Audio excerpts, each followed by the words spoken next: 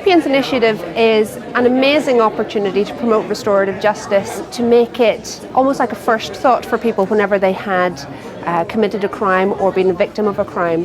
There's very little information amongst the community of lawyers and barristers and solicitors about restorative justice, which is, I think, a crying shame. We can push for RJ right from the police station stage all the way through to sort of post-sentence. I passionately believe that RJ has so much to offer, mental health settings in general and specifically forensic mental health.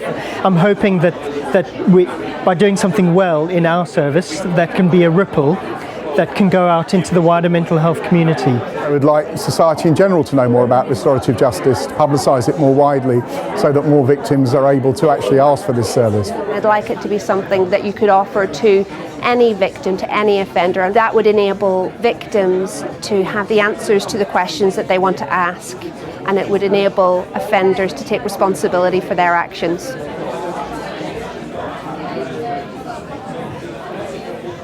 We've worked really hard over the last few years to introduce restorative justice opportunities for victims and offenders right through the criminal justice process. I have a lot of PhD students who are researching restorative approaches, trying to discover what it is about restorative approaches that makes them so powerful. My background is in social housing, and we introduced this as a means of dealing with conflict all those years ago, and it transformed the way we worked.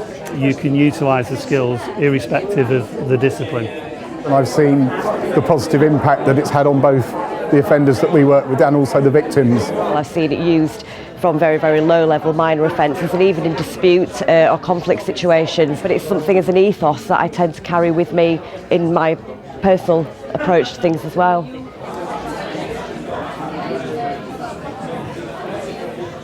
I'd like to see every teacher trained in restorative approaches.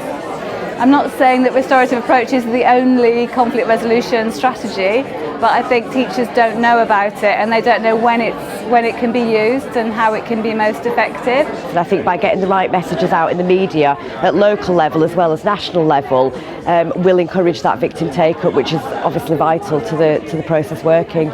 There isn't much of a career path in restorative justice, and I think it's a real shame. We're losing lots of skilled and experienced people because there isn't a kind of stepping up process. We're hoping to have a very broad-based training for all our staff to be aware of the principles of restorative practice. There's an assumption that restorative justice can't work with people who have mental illness. To begin with, it's about people being more aware of the benefits for our client group.